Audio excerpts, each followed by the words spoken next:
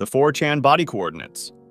Back in 2013, a stranger with the nickname TQ8 had posted a set of coordinates on 4chan for an abandoned industrial area in Tennessee and said that anyone brave enough to walk into warehouse number 3 would find a prize waiting. It was posted on the paranormal board, so at first the thread looked like any other attempt to scare people, but then it became progressively more serious. 18 minutes later, the original poster came back and complained that no one had gone to the spot yet, and he posted photos that worried even the most skeptical users. The pictures looked too realistic and had never been seen anywhere online. One showed what looked like a dead body, another showed rubble inside a warehouse, and another showed a strange note. The poster kept calling the body his friend and said the prize was hidden under plastic. 5 days later, a new user who called himself Alex said he had gone to the coordinates. He began sending photos he took on his phone as he walked through the warehouse, and his first updates made it sound like he had looked around the main floor and found nothing. Then he discovered stairs that went down into a basement made of dirt. He said that tunnels had been dug in the ground and walls. He saw scrap metal, wires, and piles of random objects. At one point, he heard noises and what sounded like a slow car moving on the gravel above him. That made him think that someone else was nearby, maybe the same person from the original thread. Nonetheless, Alex continued deeper until he found a plastic bag holding what looked like old animal bones and a folded paper plate with a warning written on it. Under the plastic, he found a tied-up animal. He took more photos of pill bottles, loose wires,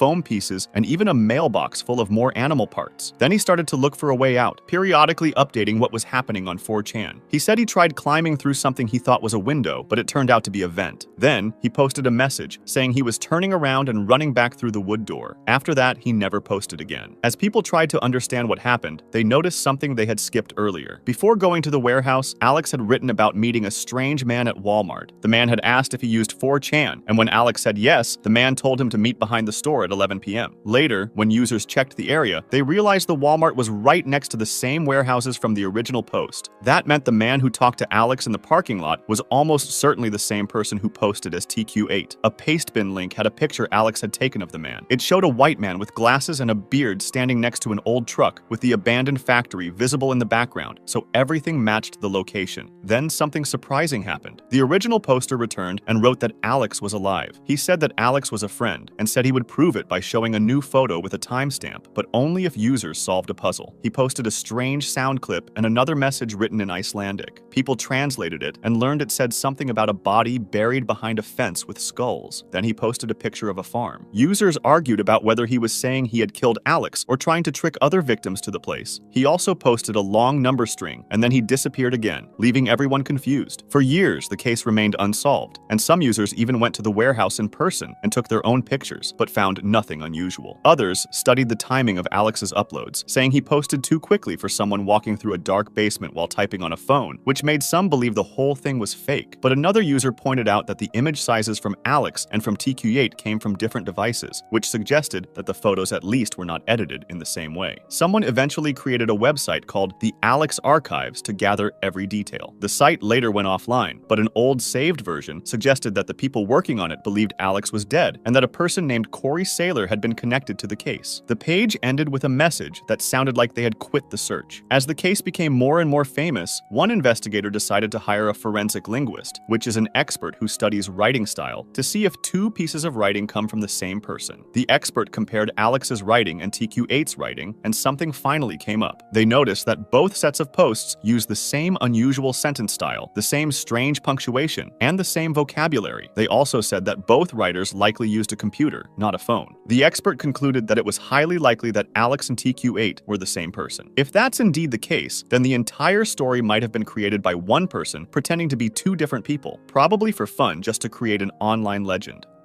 96.7 FM Strange Sounds.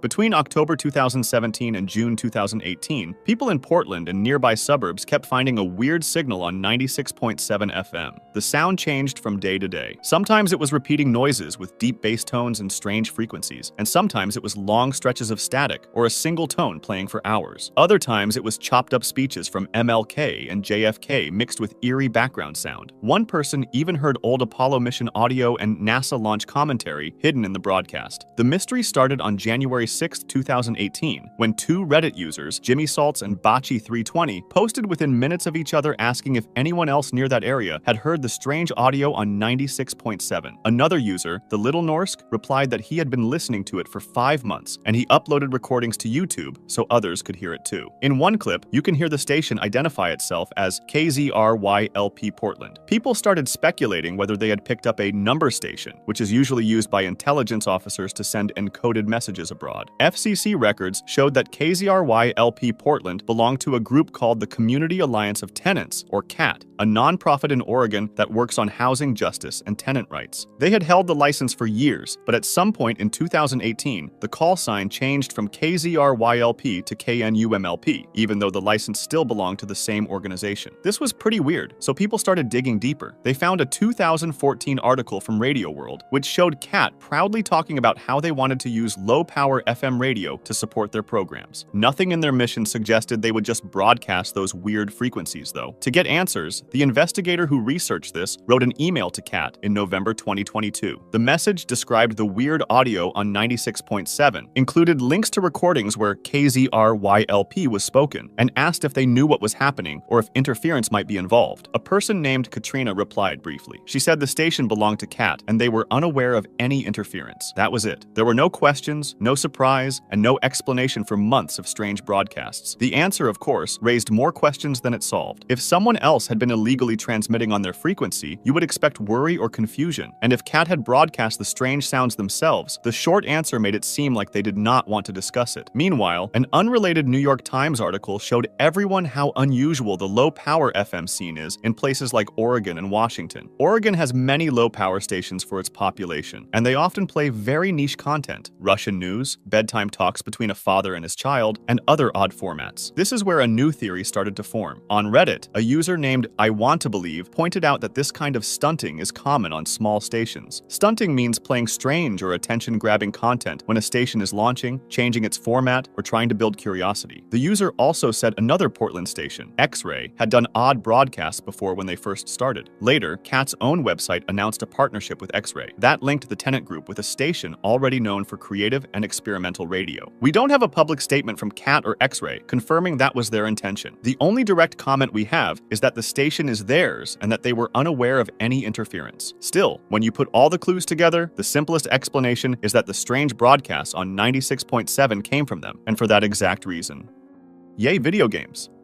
On September 8, 2010, a Reddit user named I Wish I Was a Meme made a simple post in r/gaming asking what everyone's favorite Elder Scrolls Oblivion mods were. In the replies, a user called Yay Video Games left a slightly rude but still understandable comment. He joked that his favorite mod was the uninstall button and said the game was great but hard to fully remove from your system. Everything looked normal in the beginning, but then another user replied with "what?" and things suddenly changed, starting the whole mystery. When Yay Video Games answered again, his sentence fell apart. He repeated his uninstall button idea, but then drifted into a strange line about Ubisoft goes Steamworks bye-bye, always on DRM, and UFGO work, always on work DR. Check out the junk it leaves behind on you. DRM means copy protection, and Ubisoft had used strict copy protection in the past, so the words were related to something real, but the way he wrote them made no sense. The confused user told him that his reply made no sense and tried to explain how uninstalling Oblivion actually works. Right then, the entire thread was taken over. Yay Video Games began posting again and again, thousands of times in just a few hours, repeating different forms of Ubisoft go Steamworks bye-bye, always on DRM, and other similar fragments. Some comments were bold, some italic, some used special text symbols, and some even linked to strange, creepy images. One of the most unforgettable images showed the same phrase written in shaky, uncomfortable handwriting, which made people think he might be having a mental breakdown. The spam flooded the thread so badly that his account was banned and the thread was removed. Later, the account itself was deleted and only showed a 404 page. People tried to study the images and the repeated phrase to find patterns, but nothing came out of it. For years, the Yay Video Games incident stayed in people's minds as one of those strange internet moments that never got solved, but that finally changed when a Reddit user named SoLegitHS, who found the mystery, decided to look deeper using old archived posts. While doing this, they found a series of connections that led away from the one gaming thread and into a small group of strange, almost hidden subreddits. The key moment was discovering that Yay Video Games had posted posted in a tiny subreddit called r/cleanliness back in 2012. He made a post titled Magic that simply said, "I need some help. I would not use it evilly." It was just as confusing as his original meltdown, but this time it was in a nearly empty subreddit with no description, no banner, and a strange page title that said, "This is what?" The only moderator there was a user named No Substance Here. Looking through r/cleanliness showed scattered posts about bad sanitation, but hidden in those posts were comments by users who behaved in the same strange way as Yay Video Games. There was a weird conversation between the mod, another user called Not Sure How Big You Are, and a third user named Vinyl Record. Their comments were repetitive, odd, and sometimes included links, just like the old spam from Yay Video Games. Checking the accounts one by one showed they were not random strangers. They were strongly connected. The main account, No Substance Here, posted normal things about video games, but also repeated odd phrases like, "The interrogation room underwent some changes while you were away." He was linked to another user, Not Sure How Big You Are, and both showed up in obscure subreddits, where almost every user seemed to be the same person replying to themselves under different names, including Vinyl Record, who made endless vinyl jokes. As people compared their writing styles, posting times, and shared habits, it became clear that these weren't separate users. They were likely multiple accounts run by one person. That left the question of why he behaved this way. To find the answer, people looked at the account with the biggest post history, which was Not Sure How Big You Are. This user was extremely active for 8 years and had long discussions in places about medicine, big pharma, and drugs. Reading those posts showed that he had serious health problems and was taking many medications to deal with them. In one post asking for help finding housing, he said he lived in Melbourne, Australia, had chronic pain, took many strong medications, and was a former Jehovah's Witness. In other comments, he said he had chronic fatigue syndrome. He wrote that he had lost 6 years of his life to sickness. He explained that each step outside felt terrifying for him, that daily walks and lightweight lifting were possible only if he accepted hours of pain spent lying in bed. He said he could not feel pleasure at all, slept in tiny 2-hour chunks, and had restless legs for about 10 years. He wrote that a human waste to call himself a doctor had given him antipsychotic medicine when he was a teenager, which he believed caused the restless legs that never stopped. He also described back pain that felt like a constant mild flu and a body that always felt stiff. It became clear that this was not just someone trolling for fun. In another personal post, he answered a question about what strange beliefs he had as a Jehovah's Witness. He said he grew up believing demons walked the earth like in horror movies, and that he had seen one in his room when he was around 4 or 5. He described lying in bed with a fever and migraine, seeing the wall shimmer, then a black shadow stepping out of it and walking in front of him. He was frozen, feeling watched by this figure. When he told his mother about it the next day, instead of telling him it was just a fever dream, she said it was real. She said his drawings of monsters had broken Jehovah's protection and invited a demon into his room. It also matched what he said about having hallucinations during childhood sickness, showing that he had a long history of experiencing reality in distorted ways. As an adult, he turned to opiates to handle his pain. In one post titled +1 for Drugs, he admitted to taking up to 1,200 milligrams of codeine per day just to get through the day, which is an extremely high dose. He also mentioned living in a chemical torture room house lined with stainless steel. Putting all of this together, the Yay Video Games meltdown and the connected accounts were logs of a very sick person who was being shaken by chronic illness, heavy medication, lack of sleep, and pain. When he flooded that Oblivion thread with "Ubisoft, go Steamworks, bye-bye, always on DRM," over and over, he was probably stuck in a loop, holding onto a phrase related to a real gaming issue and repeating it without control.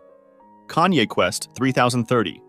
Kanye Quest 3030 seemed like just an indie RPG where Kanye West falls into a wormhole, wakes up in the year 3030, and has to rap battle an evil clone of rapper Lil B to save something called the Based God Order. Everyone initially treated it as a joke, and in 2013, a lot of big YouTubers played it. Then, one anonymous player typed a single word into a random text box, and the entire game changed into something totally unexpected. The word was ascend. Everything turned black and white. The cheerful music disappeared and was replaced with faraway bells, sharp piano notes, and strange voice clips that sounded unsettling. Your character changed into a butterfly wandering through a maze. Then a message appeared. It said the game you had been playing was a front, and that it hid what you were seeing now. It apologized for tricking you, and it told you not to share this area with the public. It asked you to quit if you were not willing to take part. If you chose yes, it said you were agreeing to take part in a thought exercise meant to help you, and that this exercise might not be limited to the software. After that, the hidden game became a slow, mysterious test called your ascension. You had to walk through an empty maze made of many rooms, each one locked by an 8-letter password. There were no clear hints, and some passwords had to be guessed. Others were discovered when people dug into the game's code and found them there. As you moved forward, the visuals became darker until the screen was almost completely completely black. One area was designed to look like a giant QR code that led to a strange broken link. Then, some hidden words that worked as passwords like Jagatai, Petunias, and Iamthe1 also appeared in another long internet mystery, a 72-page investigation into a creepy YouTube video about something called Ascensionism. The two mysteries, Kanye Quest and this separate Ascension puzzle, shared names, codes, and symbols, so people thought they were closely linked. At the final point in the hidden path of Kanye Quest, you reached a pure white room with one computer and a strange enemy with a scrambled name that died instantly. The computer gave you one last message. It congratulated you for completing your ascension and said further ascension was possible. If you chose to continue, it said that for the next 2 weeks, we will interact with you and your possessions in several ways. It said they might contact you directly using a keyword and asked again if you agreed. If you still said yes, it thanked you and told you to enjoy the next 2 weeks and await instruction. Then, nothing else happened on screen. At least one person claims they finished this whole hidden section, typed in their real name, address, and email, and never received any contact at all. Rumors spread that the original version had some kind of hidden online feature that could secretly send your information to a real group. And adding to the mystery, not long after the game came out, the game's page on the RPG Maker website was taken down. After that, the only way to get the original file was through a password-protected link on the developer's Tumblr page, which the public could not open. When people mixed this with the talk of ascension and interacting with your possessions, it became easy to believe that the game might be a recruitment tool for a real cult. Following the clues led people away from Kanye Quest itself and toward a bigger network of websites, social media accounts, and strange posts using the name Ascension or Ascensionism. There was a supposed record label called Ascensionism Records with an eye symbol that also appeared in the Kanye Quest trailer. There was also a Twitter account called Ascend Today that posted nonsense words and odd symbols. When a YouTuber followed it, the account followed him back within a minute and then actually typed normal sentences, which it almost never did. That proved there was a real person behind at least some of this. When asked, they immediately denied being part of any secret group, and they acted like what they were doing was an art project. Around the same time, another investigator found more information about Ascensionism as a belief system. There were older writings talking about the idea that each person has two spirits, one physical spirit, which is the body, and one ethereal spirit, which is the soul. The soul lives many lifetimes. When it finally decides it has been good enough, it destroys itself and becomes a sort of primordial soul stuff that new souls are born from. Some of the writings compared life to climbing a mountain and called it an ascension test. They said that anything bad that happened to you was something you agreed to in a past life, which means that any suffering you face is somehow your fault from before. This belief system existed way before Kanye Quest, with its own small group of followers and writings, but the Ascensionism Records content connected to Kanye Quest looked like something different. When investigators looked into the domain registrations for all the Ascension-themed websites, they kept finding the same name, Nick Lyons. On a music site, he was listed as the only artist signed to Ascensionism Records. His music and his label pages use the same symbols as the other websites. Then at one point, all the Ascensionism Records websites went offline around the same time, as if someone chose to shut the entire project down at once. There was one more important clue. On Reddit, someone shared information about a second game believed to be from the same group, called Calypso. Its download link was taken down later, but archived versions survived. When you play Calypso, you control a woman on an island full of maze-like paths. Instructions appear at the top of the screen telling you to do tasks like touching objects or opening doors. The sentences are written in broken, frantic English. Every time you complete a task, you earn money, which you can use to buy Ascension packages that make you earn money faster. As far as anyone knows, there is no ending and no secret trigger in Calypso's code. The most interesting part we have to keep in mind, though, is the in-game voicemail system. When you use the phone, you can listen to real recordings from the old Ascension hotline. These recordings are from real people who called in, said code words, gave their names and phone numbers, and asked to be contacted. These messages show that at least some people wanted to join or learn more about Ascensionism because of these puzzles. All of this creates a clear picture. Kanye Quest was not just a random joke RPG with a weird glitch, but either a large art project or an actual intro to a belief system called Ascensionism.